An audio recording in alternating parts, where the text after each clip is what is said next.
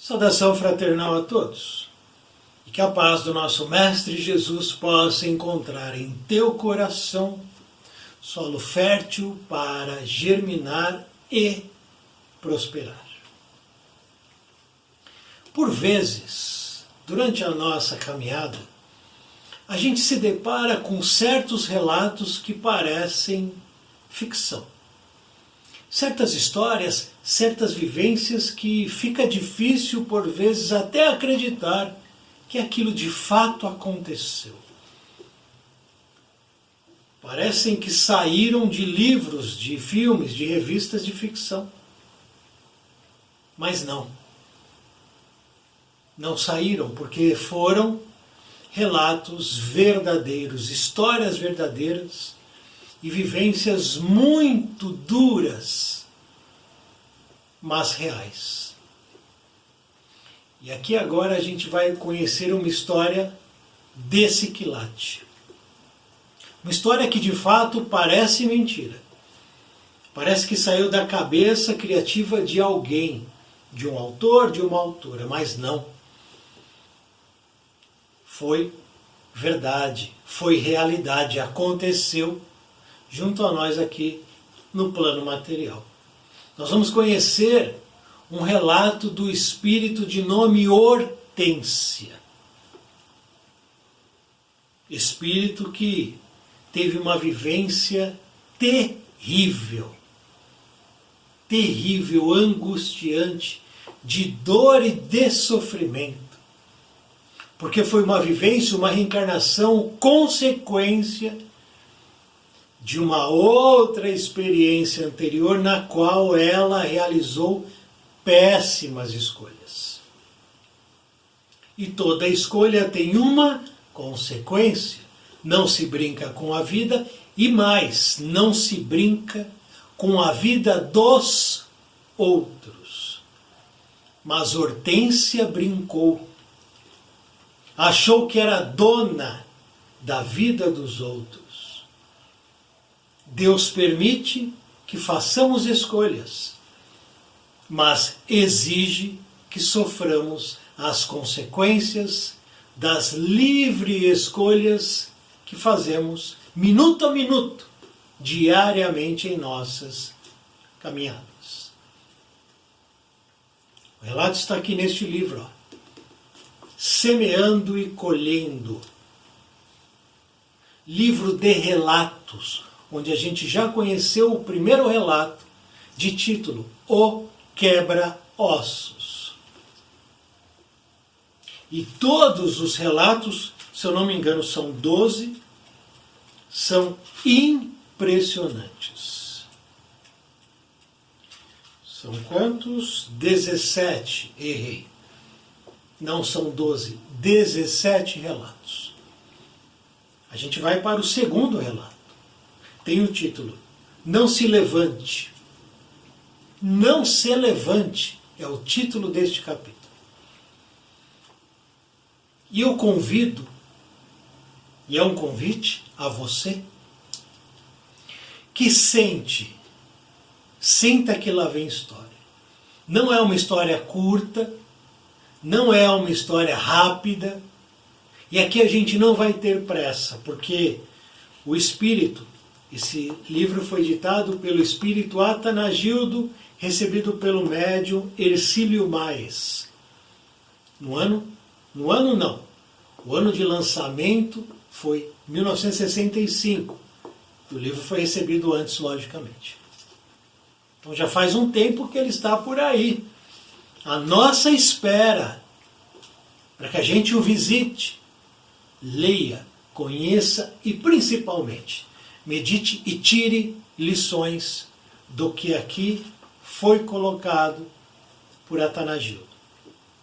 A saber, Atanagildo, ele é habitante da colônia ou da cidade espiritual do Grande Coração.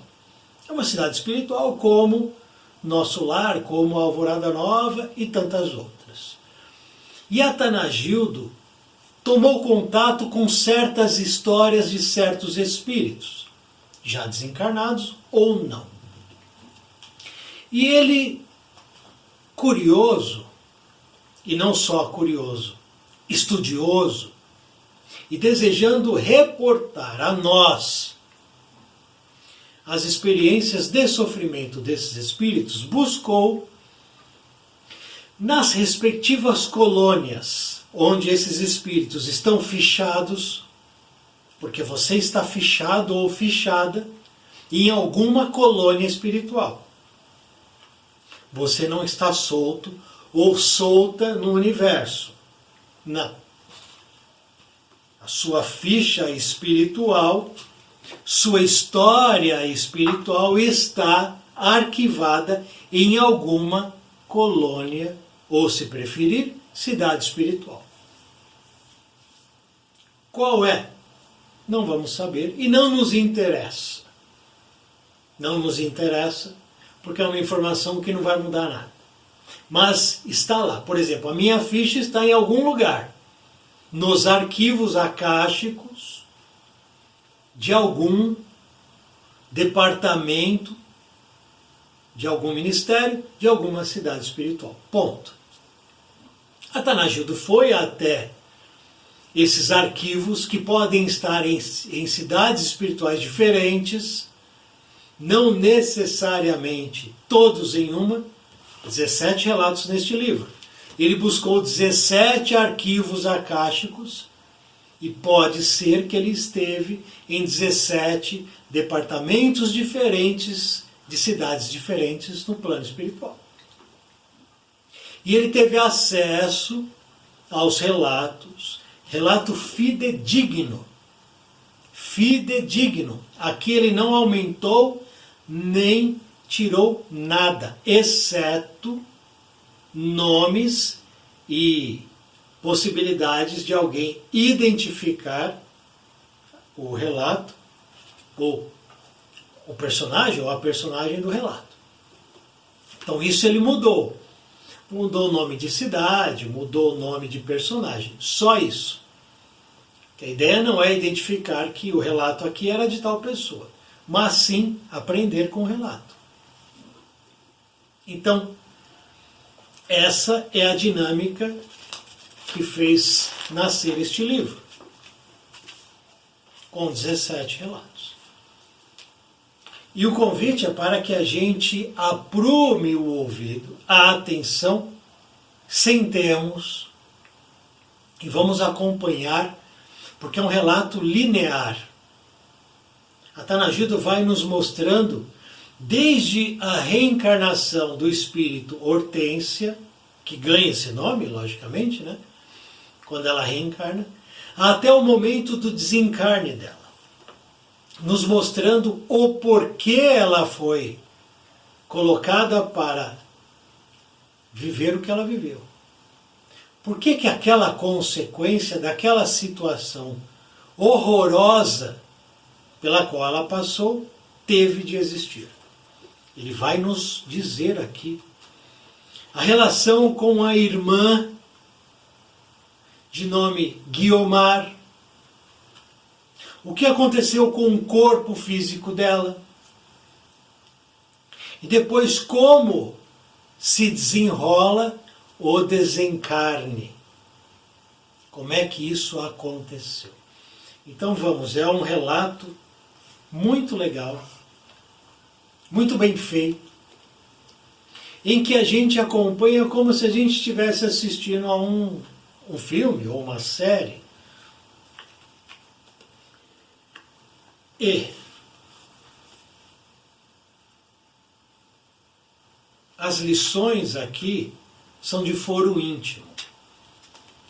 Eu vou procurar ler o máximo possível para que a gente não perca essa linearidade, da narrativa do relato, tá? Capítulo 2, título: Não se levante. E eu vou pular o primeiro parágrafo. Por quê? Porque é uma pequena introdução que não vai nos interessar. A história então começa da seguinte maneira. Há um casal de nome João Batista e Margarida. pobres. Margarida engravida. Nasce Hortência. Então vamos a partir do segundo parágrafo. Hortência era moreninha, de cabelos pretos e olhos castanhos, muito viva aos 5 meses. Os pais pobres e o advento da primeira filha, embora significasse um acontecimento auspicioso, aumentaram as preocupações, agravando o orçamento do lar. Infelizmente, passado um ano do nascimento de Hortência, João Batista sentiu-se mal no armazém onde ele trabalhava, febril e com dores no baixo ventre. Apesar das tisanas de camomila, chá de losna e erva doce, receitadas pelas comadres vizinhas, o médico foi chamado às pressas, mas já era tarde. Pois João Batista mal chegou ao hospital, falecia de apendicite com periotonite. Desencarnou o pai de Hortência, João Batista. A gente vai saber quem foi ele. Tem muita lição aqui. A gente vai saber lá na frente quem foi João Batista. Na vida anterior, ou vida não, na reencarnação anterior de Hortência. Porque ele não foi pai dela gratuitamente. Margarida, além de viúva, que é a mãe de Hortência, ficou grávida, sem aposentadoria, sem seguro de vida, ante a imprudência do esposo, nada provendo para a família no futuro. Então, ela fica viúva e grávida.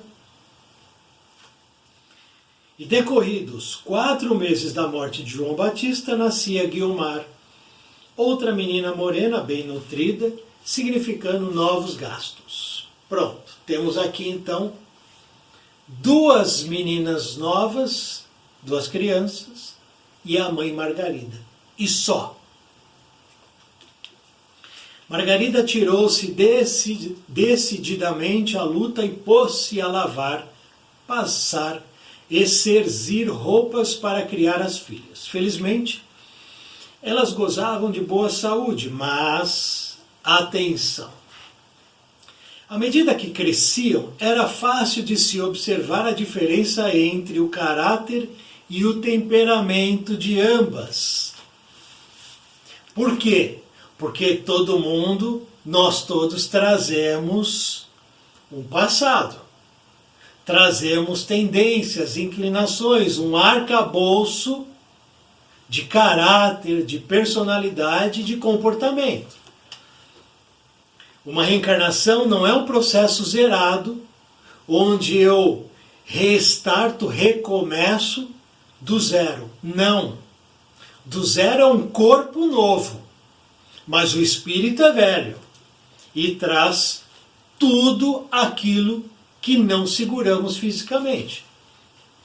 Ideias, inteligência, vícios, tendências, inclinações, temperamentos, comportamentos, pá.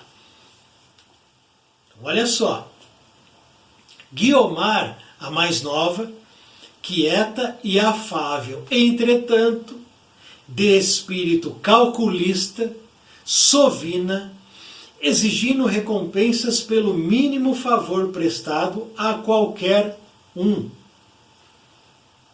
Criança, mas com esse comportamento aqui. Repito, sovina, espírito calculista, que exigia recompensas pelo mínimo favor prestado a qualquer um. Tudo que ela fazia, ela queria recompensa, um pagamento. Ela era, portanto, sovina e calculista, mas era quieta e afável. Já a Hortência, embora mais pródiga, era má e irracível, além de orgulhosa. Então nós estamos entendendo aqui o perfil, o comportamento dessas 2 meninas. Margarida pedalava a máquina de costura durante o dia e pela madrugada, afora, a fim de obter o sustento mínimo da família. Infelizmente, má alimentação, trabalho excessivo e fadiga minaram-lhe a resistência orgânica e a tuberculose tomou conta dos pulmões. Nem chegou a sofrer os quadros trágicos da doença insidiosa.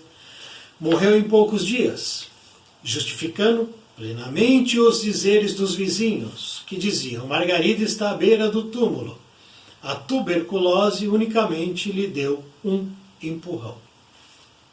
Então, Margarida desencarna. Ficam as duas irmãs sem pai nem mãe. Vamos saber também adiante, daqui a pouco, quem foi Margarida na vida de Hortência. O personagem principal da história é Hortência. E todos os outros três, o pai João Batista, a mãe Margarida e a irmã Guiomar, vão orbitar ao redor dela, porque ela, no passado, fez e se envolveu com esses três personagens, realizando ações e escolhas. Hortência tinha 15 anos quando ficaram sozinhas no mundo, obrigadas a aceitar toda sorte de empregos para sobreviverem no lugarejo pobre onde haviam nascido. Eram infelizes órfãos entregues à própria sorte num mundo agreste e mau. Pergunto a você agora, rapidamente. O pai desencarna por uma doença física. A mãe desencarna, doença física. Ficam as duas irmãs. Pergunto a você, Deus é injusto? Deus castigou as duas? Vamos abandoná-las? Vamos deixá-las só sofrendo num lugar pobre, sem recursos, sem ninguém para ajudar e numa situação periclitante? Deus, então, é castigador? Vamos deixar essa pergunta no ar e o próprio relato vai responder. Tem gente que acha isso, né? Sou ateu porque não aceito que Deus permita que duas crianças com 15 anos, uma mais velha, 15 anos, Hortência, e a outra, alguns meses mais nova, fiquem ao Deus dará, ou a sorte e azar. Vamos ver. Certa manhã, as coisas vão começar a mudar agora. Hortência, a mais velha, levantou-se apreensiva, pois alguma coisa estranha ocorria-lhe nos ossos, à altura da coluna vertebral, onde uma força esquisita parecia-lhe inclinar o corpo para a frente. Assustada e aflita, semanas depois, ela percebeu os braços pendendo em demasia para diante, contrariando a força habitual. Lentamente, foi se modificando e, decorrido algum tempo, Hortência já se movia num balouço grotesco com os braços e mãos pendentes, lembrando a oscilação dos pêndulos dos relógios. Com 15 para 16 anos, com 16 para 17 anos, com 17 para 18 anos, tudo vai mudando. E essa questão física, corporal, começa a se manifestar em Hortência. O rosto moreno, amarelecento, de traços duros e antipáticos. Vamos lembrar como que era o perfil da pequena Hortência? Má, orgulhosa e irascível. Quando ela era menor, ela está crescendo, saindo da adolescência, e a situação é essa. rosto de traços duros e antipáticos, amarelecendo. A cabeça angulosa, coroada por uma cabeleira espetada e fosca. Este aspecto asqueroso tornava-lhe a vida mais difícil. Negavam-lhe trabalho, e os conhecidos antigos procuravam evitar até o simples encontro com ela. Nas festas da igreja local, desprezada, Hortência se refugiava num canto, obstinada e de olhar duro, sem esconder sua agressividade. Portanto, a imagem dela física foi mudando e foi piorando. Ela já tinha um caráter complicado e difícil, íntimo, interno, e a aparência começa a degenerar. Guiomar, a irmã mais jovem, porém, bem feita de corpo, de formas arredondadas e voluptuosas, passava de braços com as companheiras numa garridice e trejeitos sensuais de moçoilas casamenteiras. Hortência, no entanto, via fugir a cada momento a possibilidade de arranjar um marido que a amparasse pela vida fora. A doença estranha avançava rápido e impiedosa. Quando Hortência foi examinada por um especialista da capital, o diagnóstico foi chocante e desconsolador. Era hipertrofia da coluna vertebral com deformações irreversíveis. Ela então foi se curvando paulatinamente para o chão. Os braços para a frente davam-lhe um aspecto ridículo. Alguns meses depois, ela, Hortência, tocava o chão com as pontas dos dedos, despertando piedade nas almas boas e repulsão nas insensíveis. Ela foi então degenerando cada vez mais por conta de uma doença irreversível, um quadro irreversível, hipertrofia da coluna vertebral.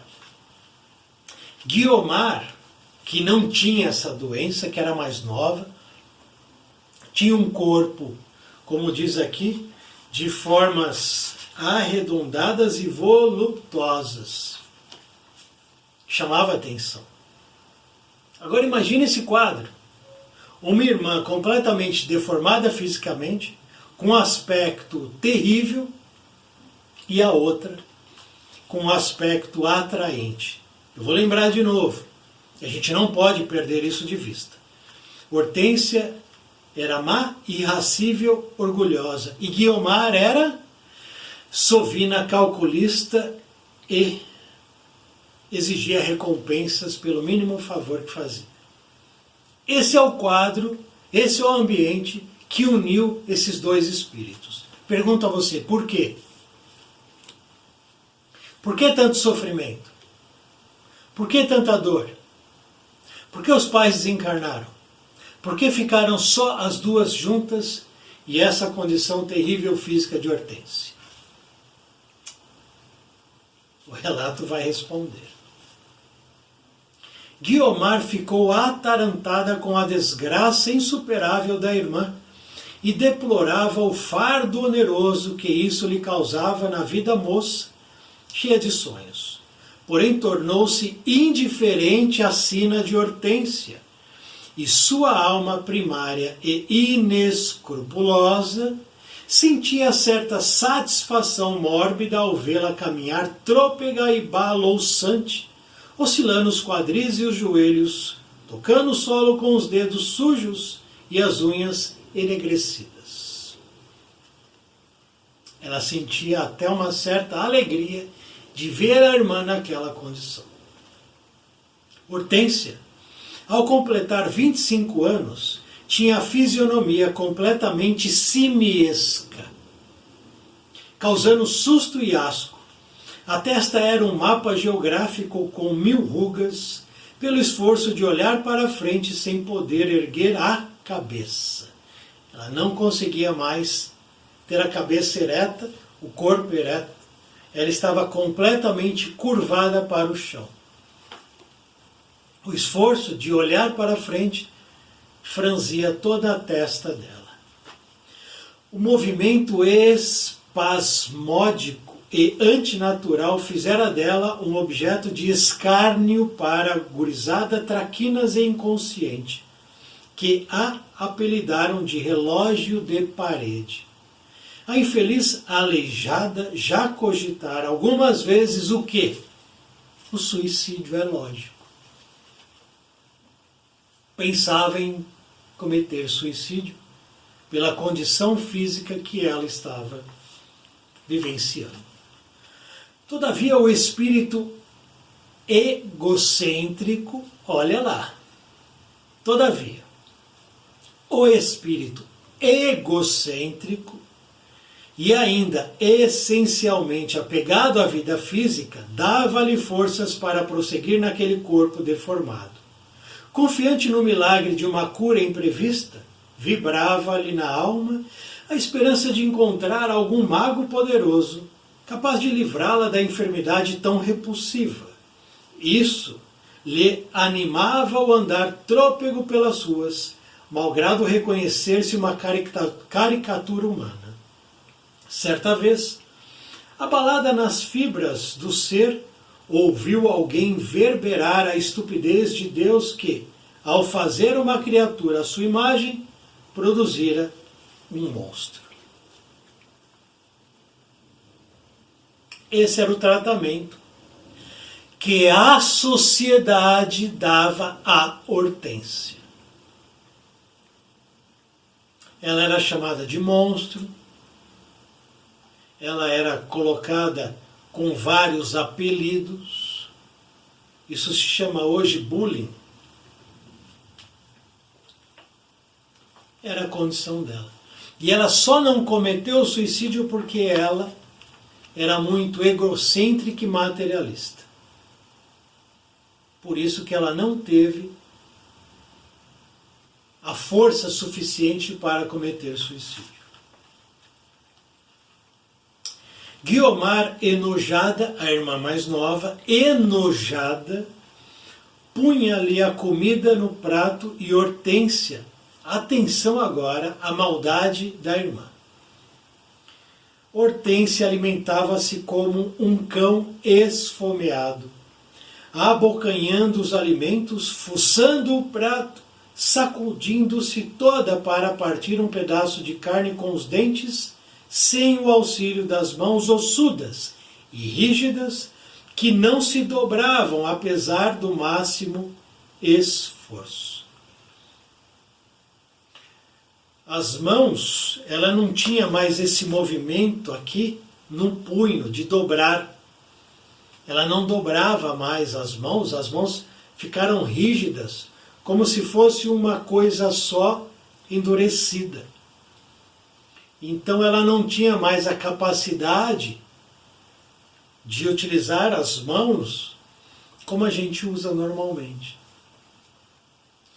Ela então, para se alimentar, enfiava o rosto no prato e comia o que dava. Engolia do jeito que dava. Porque a irmã não tinha a decência, a mínima piedade e compaixão de dar comida na boca de Hortência. Punha lá o alimento e dizia para a irmã: se vira. Come o que conseguir, o que não conseguir, não coma e passe fome. Bonito isso, né? Então veja que Guiomar estava fazendo suas escolhas ao tratar a irmã desta maneira. Portanto, consequências futuras virão para Guiomar, como vieram para a irmã mais velha, Hortência. Entende a necessidade do estudo, da leitura, da meditação, da gente compreender o que se passa? Quando se lavava, metia o rosto na bacia de água e depois enxugava-se esfregando as faces, de encontro aos ombros. O banho do corpo simiesco só era possível com a ajuda de Guiomar ou de qualquer outra alma caritativa. Infelizmente, Guiomar, espírito irresponsável e ocioso, desviava-se cada vez mais da rota de mulher digna e punha-se a especular com o seu corpo vistoso em troca de moedas aviltantes. Portanto, ela começou a vender o corpo, comércio carnal, ou, se preferir, prostituição. Algumas vezes retornou ao lar com visíveis sinais de embriaguez, e, censurada por Hortência, esbofeteou-a num assomo de nojo, ira, ódio, exclamando sob o efeito do álcool: é uma bruxa, bruxa, há de pagar tudo o que me fez. E no dia seguinte, sóbria, sentia remorsos por bater numa aleijada, punha-se a chorar de modo piegas, enquanto a infeliz irmã, curtida pelo destino humilhante, supliciava-lhe num gesto de mendicância: Guiomar, leva-me desta aldeia miserável, leva-me para a capital e lá pode me abandonar. E depois de se mover bamboleante pelo quarto, envolta em trapos, Hortência aninhava-se na enxerga imunda com lágrimas ferventes nos olhos esgazeados pelo intenso sofrimento. A gente consegue mensurar o sofrimento dessa alma? Não. A gente não consegue entrar no tamanho da dor de Hortência. Mas ela sofria. Guiomar conseguiu juntar algum dinheiro. Resolveu livrar-se da irmã atendendo-lhe às próprias súplicas. Em fria madrugada partiam de carroça levando solicitação do juiz local para pernoitarem durante uma semana no albergue noturno na capital. Ao entardecer chegaram à cidade grande, rumando para o albergue, onde encontraram sopa nutritiva, pouso e banho refrescante de chuveiro. Na manhã seguinte, saíram cedo à rua, com Hortência deformada a se mover numa ginga grotesca, semeando confrangimentos, repulsas e até sarcasmos. As faces cada vez mais embrutecidas pelo sofrimento, os olhos frios e duros a disfarçarem-lhe a revolta surda, os gestos bruscos e agressivos, então formavam um conjunto dissonante e indesejável na cidade, enquanto Guiomar sentia-se cada vez mais revoltada em ser o cicerone de uma criatura teratológica. Irritada e impiedosa, passou a hostilizar Hortência, responsabilizando-a também pela sua própria vida inútil e libertina. Essa era a relação das duas irmãs. Por que elas vieram como irmãs? Interrogação. A gente vai saber. Tudo vai mudar a partir de agora, quer ver? Mas dias depois, um acontecimento inesperado transfigurou Guiomar e encheu-lhe os olhos de cobiça e avidez ante a fabulosa descoberta. Em apenas uma hora depois de Hortência recostar-se na parede de um muro arruinado, fatigada de suas andanças, dezenas de pessoas condoídas daquele quadro burlesco despejavam dinheiro, enfeites e até adereços de bom valor no regaço da infeliz. Era um acontecimento inédito no lugarejo pobre onde viviam. Lá, ambas mal conseguiam adquirir os meios para se alimentarem, nos últimos dias, aceitavam roupas e auxílios dos conhecidos mais generosos. À noite, Guiomar contou a féria e ficou perturbada.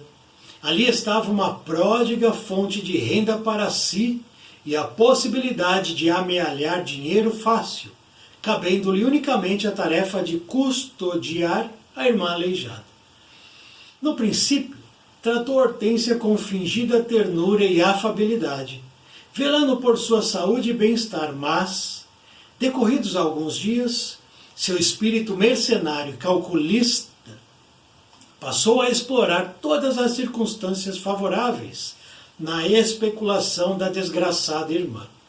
Percebendo que o aspecto melhor de Hortência também lhe reduzia a féria diária, Guiomar negou-lhe os mínimos recursos de higiene e bem-estar, cuidando propositadamente de lhe dar um ar lúgubre, grotesco e trágico.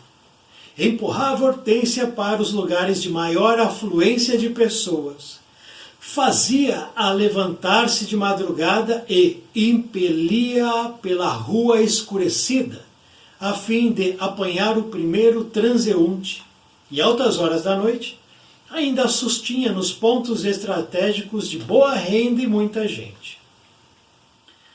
Obsidiada pela mórbida especulação sobre a deformidade da irmã, Guiomar, às vezes, transportava Hortência de automóvel de um canto para outro, a fim de apanhar festas de igreja, saída tumultuosa de cinemas ou término de novenas bem frequentadas. Largava-a quase aos arrastos na porta dos templos repletos de fiéis, ou lhe apurava o trote largo pelas ruas da cidade, na precipitação de alcançar a chegada de trens na gare ferroviária. Guiomar passou a explorar terrivelmente Hortência. Exploração fez com que Hortência se tornasse escrava dela. Guarda essa palavra que eu falei. Hortência virou escrava de Guiomar. E Guiomar aqui está escolhendo. Como você escolhe ficar aqui e ouvir essa história e meditar, como eu escolho estudar esse livro. A gente está fazendo escolhas. Hortência atingira os 30 anos e estava horrenda. O crânio alongado com os ralos cabelos eriçados, o rosto terroso e comprido formavam um laço, esboço humano mal acabado, esculpido por grosseiro artista. Também perdera a maioria dos dentes e os que restavam eram pontudos, acentuando-lhe o aspecto animalesco.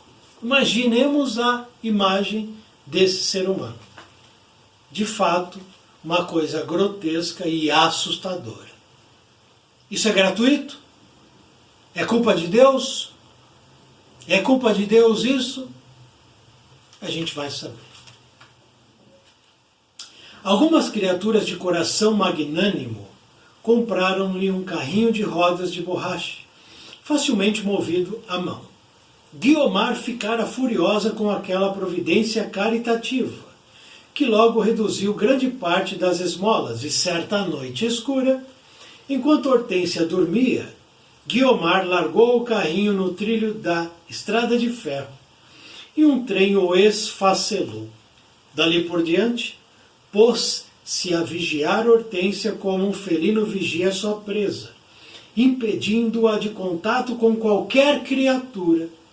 Evitava as proximidades de associações beneficentes, só lhe permitindo o direito de pedir uma esmola pelo amor de Deus. É uma escrava, né? Guiomar fez Hortência se tornar escrava e torturava Hortência. Era uma mulher que torturava a irmã. Toda a contextura espiritual primária de Guiomar veio à tona por força da ganância e da sovinice. Ela batia em Hortência quando a férea era magra, verberando-lhe a moleza no pedir. Deixava-a propositadamente sem comida até conseguir determinada importância.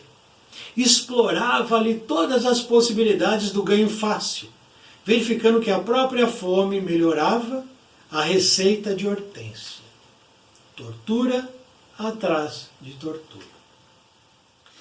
Eis que certa organização espírita, condoendo-se da situação pungente de Hortência, promoveu uma subscrição entre os associados e conseguiu pecúlio suficiente para interná-la numa instituição hospitalar adequada à sua enfermidade. Em seguida, entregou certa importância em dinheiro para Guiomar adquirir roupas e utensílios necessários à irmã, Mas, para a surpresa de todos, e não para surpresa nossa, Guiomar desapareceu com o dinheiro subscrito, deixando a irmã na mais extrema miséria. Mais tarde, soube-se de toda a verdade. Guiomar, a irmã mais nova, gananciosa, retirara o farto pecúlio que aquela associação arrecadou da Caixa Econômica e sumira para lugar ignorado em companhia de conhecido vigarista da capital. É o fim da relação, naquele momento, de Hortência com Guiomar. Guiomar desaparece com tudo que ela podia levar de Hortência. Passaram-se os anos. Um dia Hortência desapareceu da instituição em que fora acolhida. Algum tempo depois, no lugarejo de Taperibá, o dia estava quente e abafadiço e o ar estagnado. Os próprios pássaros refugiavam-se nos ramos imóveis dos arvoredos.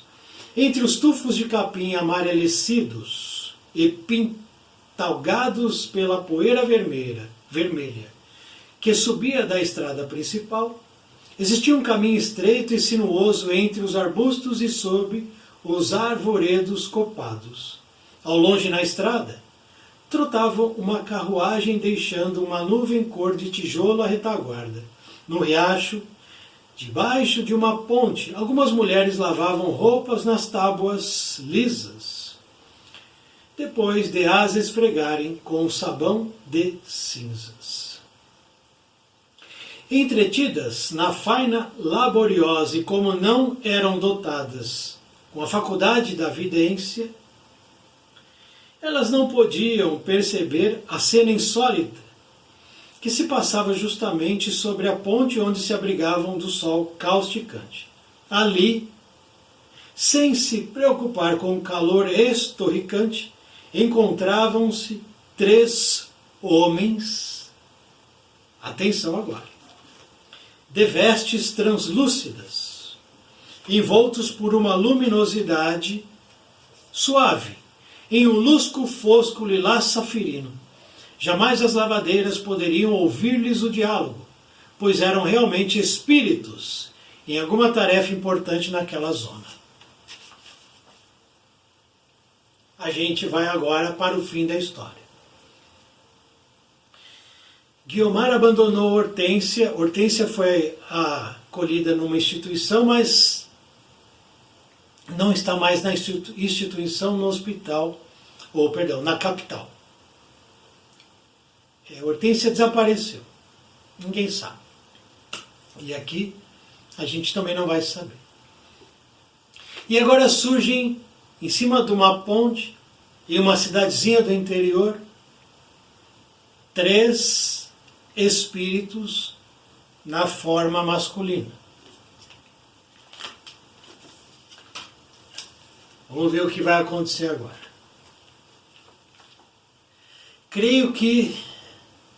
Creio estarmos bem orientados, exclamou O mais idoso entre eles, um senhor de aspecto agradável, tipo latino, mas envergando uma túnica de seda branca como usavam os antigos gregos, a qual lhe caía harmoniosamente até um pouco abaixo da cintura. Apontando para o atalho sinuoso entre os arbustos, ele acrescentou: a nossa cliente deve agonizar nessa direção. Sorriu com um ar travesso, mas cordial, ao mencionar a palavra cliente. Os outros dois companheiros trajavam um costume branquíssimo, lembrando a figura de enfermeiros. Cada um deles segurava um pequeno aparelho prateado que refugia sob as cores de um verde suave respingando de lilás emanado das próprias auras. Em seguida, eles se puseram a caminhar lentamente, alcançando o caminho estreito. Depois de alguns minutos de caminhada, num cordial entretenimento espiritual, chegaram de frente a uma cabana arruinada, que só por um milagre estava de pé. Foram recebidos por uma mulher de meia idade, envolta num halo cinzento e sem claridade definida, cuja fisionomia rejubilou-se ao comprovar a chegada dos espíritos. Uma cabana caindo aos pedaços no meio da mata. Os três espíritos vão até essa cabana e há uma mulher na porta, aguardando eles. Eles estão reluzentes. A luz deles brilha. A dela não. Ela tem um halo cinzento e não tem claridade definida. Quem é essa mulher que está nessa cabana? E por que eles foram até a cabana? Graças a Deus, disse ela, pondo a mão no peito e apontando para dentro do casebre. Ela está sofrendo demais e não pode se libertar sem um socorro desencarnatório. Eis porque rogo-lhes desculpas pelo meu apelo aflitivo. Então essa mulher, que é um espírito, pediu que esses três, ou que viesse socorro, até quem está no casebre, que está, entre aspas, morrendo. Quem será? Os três espíritos penetraram no casebre e não puderam ocultar o choque vibratório desagradável que os atingiu, causado pelos fluidos densos e mortificantes, e pela multiplicidade de miasmas, germes e bacilos psíquicos ativados no entretenimento de sua vida interior. Isso é o que estava sendo observado dentro do casebre, por quem lá estava habitando. Num canto atirada sobre uma enxerga de trapos e capim infecto, Hortência. Sim, Hortência. A mulher simiesca e repulsa estertorava em tormentosa agonia, com os olhos esbugalhados para o teto esburacado da cabana. Não havia qualquer semelhança com algum ser humano, mas apenas uma caricatura que fosse esculpida no tronco de uma árvore carcomida. O espírito mais idoso curvou-se sobre ela num gesto de profunda comiseração e ao mesmo tempo de pesquisa, como o técnico que procura alguma falha em peça valiosa. Em seguida esclareceu ele, erguendo-se. Realmente, o cordão umbilical rompeu-se e o chakra laríngeo, que fica aqui nessa área, está se apagando pela evasão do éter físico, o que se comprova pela perda da voz e a dispneia na tentativa de falar. Já foi superada a fase instintiva e o nosso trabalho agora resume-se na região mental, onde se aninha a última onda de vida carnal. Então, metade do processo desencarnatório de Hortência já havia acontecido. Os dois jovens postaram-se ao lado de Hortência e, conforme instruções de seu mentor, moviam os seus aparelhos em complicados processos a despedir clarões de um alaranjado brilhante e, às vezes, matizado de um prateado fulgurante. Dali a pouco via-se perfeitamente o duplo astral de Hortência, projetado uns 3 palmos acima do seu corpo físico, mas ainda ligado por um cordão prateado que resplandecia como um fio elétrico incandescente. Hortência está deitada sob o que deveria ser uma cama, mas não era. Parte do corpo já está morto. Parte do corpo. O duplo etérico dela, está aqui, né? Duplo astral, que é duplo etérico, a mesma coisa, se desprende do corpo físico. O duplo astral é uma, digamos que ele é uma fita adesiva, para simplificar, que faz a união do corpo físico com o perispírito.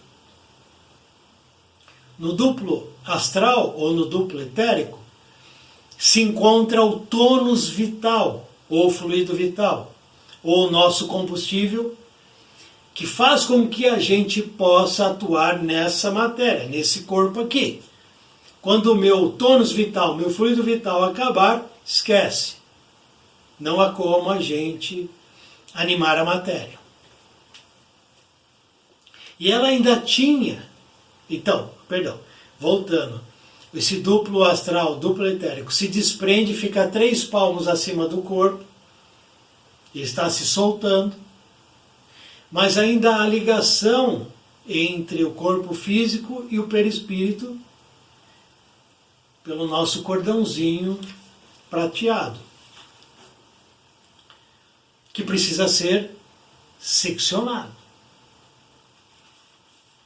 Alguns minutos depois, o espírito mais idoso apanhou, de um estojo castanho claro, uma espécie de tesourão pequeno de podar arvoredos. Ligou-o numa caixa presa à cintura de um dos jovens companheiros, algo parecido com um pequeno transformador. Ato contínuo, despediram-se milhares de fagulhas serpenteantes do referido tesourão, num tom azul-aço, e, dali a pouco, pendia da região bulbar do perispírito de Hortência o cordão prateado, de cuja ponta balouçante fluía o tônus vital, em clarões intermitentes. O venerável espírito voltou-se para os companheiros e para a mulher, que então se achava amparada por outro espírito desencarnado de aspecto modesto e humilde, dizendo-lhes: chegou outro espírito para amparar aquela mulher.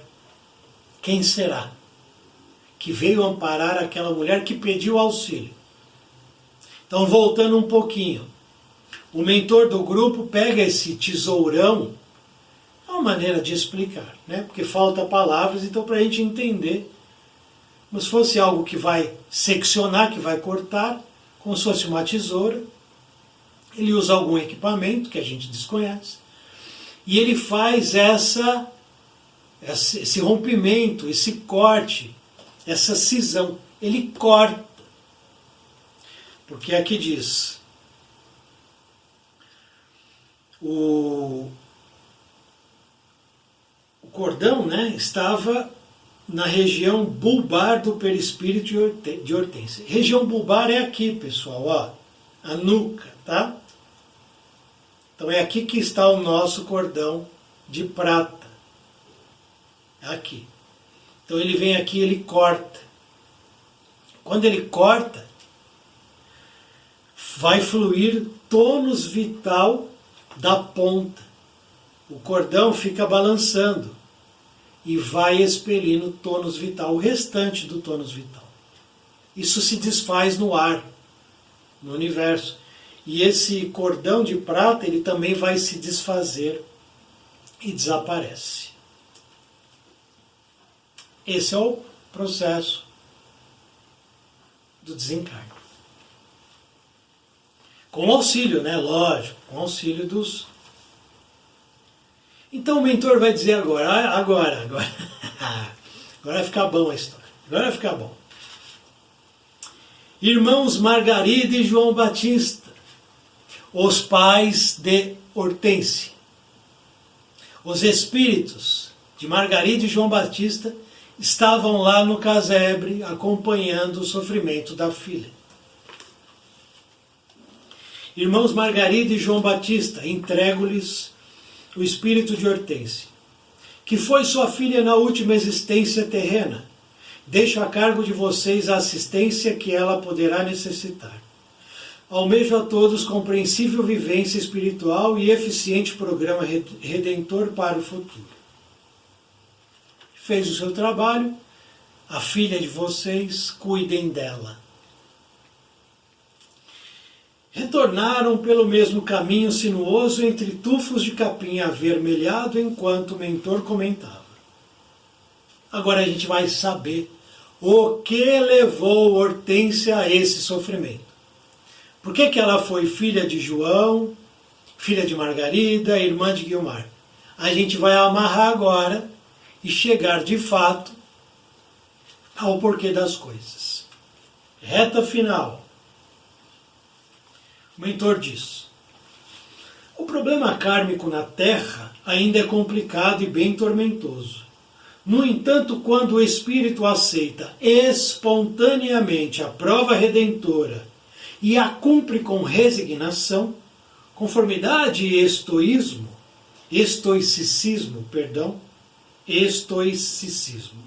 é sempre compensador ajudá-lo no seu transe final a se desvencilhar dos últimos grilhões da carne.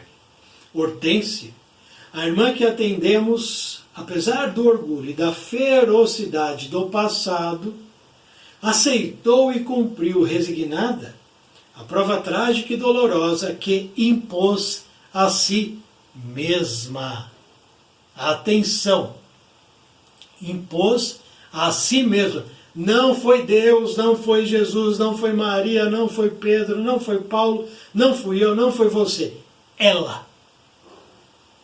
Ela se autoimpôs a prova. Prova não. Expiação. Para sua mais breve retificação espiritual. Irmão Demócrito, indagou um dos jovens espíritos: qual foi a causa que gerou um destino material tão horripilante para essa irmã? A simpática entidade, depois de um momento de abstração, explicou. E agora a gente vai conhecer o passado mais recente de Hortência. O porquê do sofrimento. Hortência foi no século passado dona Francelina. Dois espíritos, duas reencarnações, um espírito, dois nomes, um espírito, dois corpos, um espírito. Duas passagens no tempo, um espírito. Hortência e Francelina, ou Dona Francelina e Hortência. Esposa de abastado fazendeiro paulista, mulher cruel e tirânica, que administrava pessoalmente os bens do marido, o qual consumia a existência e a fortuna no bulício de Paris, sustentando vaidosa e fútil amante. Dona Francelina não fora nascida mulher para o lar, pois se fosse homem, seria um feroz sargento de quartel. Era espírito de comportamento masculino, resoluto, despótico, vigiando tiranicamente a vida e as negaças dos escravos da senzala. Ela sabia extrair o máximo do escravo cativo no eito, escravo doente, defeituoso ou exaurido, era vendido de modo inclemente para outros fazendeiros menos privilegiados. Não vacilava em separar filhos dos pais, não escondia sua desusada volúpia quando, apanhando escravos em falta grave, podia se vingar deles separando-os dos familiares. Portanto, Francelina judiava, torturava e escravizava homens, mulheres e crianças, correto? O que ela sofreu nas mãos de Guiomar? A mesma coisa. Ela era casada com um homem que tinha uma amante. Quem será esse casal? Eles voltaram com ela. Quem será?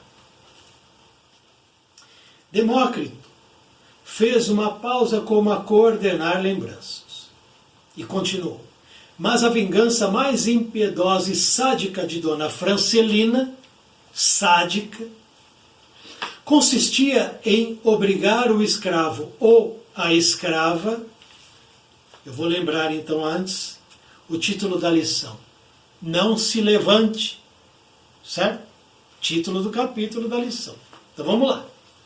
A vingança mais impiedosa e sádica que ela gostava de fazer consistia em obrigar escravo ou escrava faltosos a ficarem de quatro o dia todo, com as mãos no chão, só permitindo-lhes alimentarem-se com a boca, como fazem os cães. O que Guiomar fez com Hortência? O mesmo que Hortência, quando foi Francelina, fez aos escravos. Ela então vai experimentar, sentir o gosto da dor e do sofrimento que ela infligiu aos outros. Ela impôs aos outros. Então chega a vez dela sentir o que ela fez os outros sentirem, simplesmente por crueldade e sadismo, sem nenhuma justificativa aceitável. Qualquer gesto ou tentativa de burlar o castigo e livrar-se da posição incômoda e dolorosa, ela então mandava vergastar, ou seja, chicote nas costas.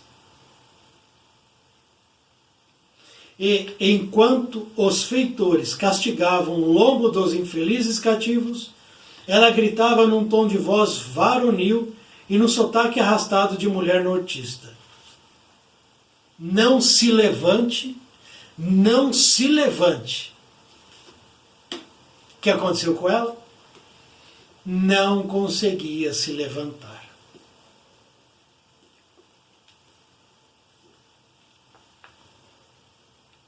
Atingida a ponte de cimento, Demócrito arrematou.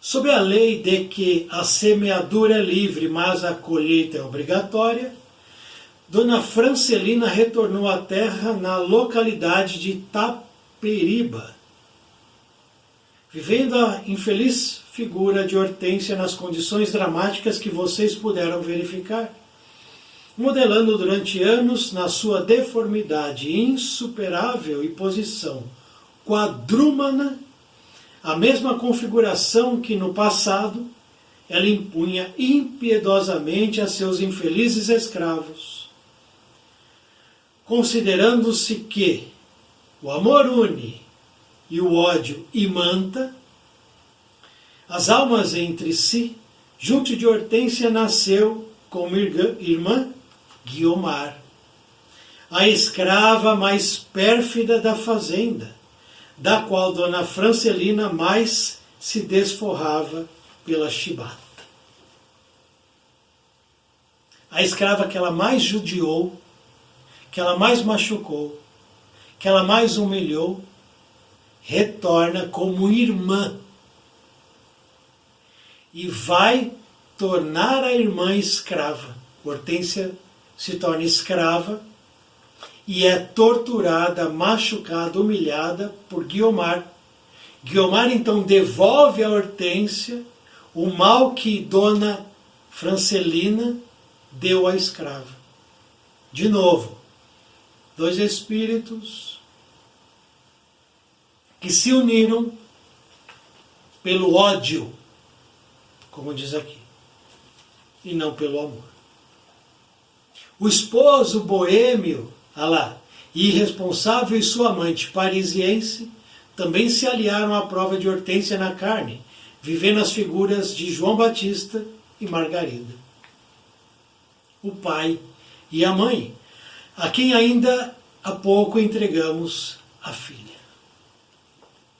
Hortência, filha de João Batista, foi na encarnação passada esposa do pai. O pai foi o esposo. E a mãe de Hortência era a amante que vivia em Paris. Então a gente não é, a gente está.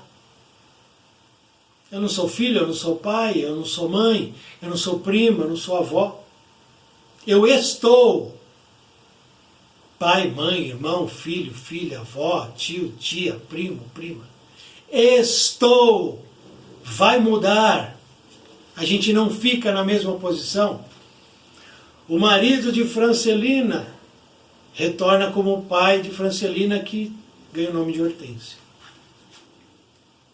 Enquanto os dois espíritos moços refletiam sobre a trama kármica que reajusta a entidade faltosa na busca da felicidade perdida, Demócrito, num gesto de sincera ternura, acrescentou: que eles sejam felizes, mas, em face do seu primarismo espiritual, ainda precisam de muitos séculos para alcançar a ventura angélica. Muitos séculos para atingir a ventura angélica, a elevação angélica, a posição celestial e sublima. Muitos séculos. Porque ainda há um primarismo espiritual, ou seja, são criaturas ainda que se manifestam pelo instinto muito mais do que pelas virtudes.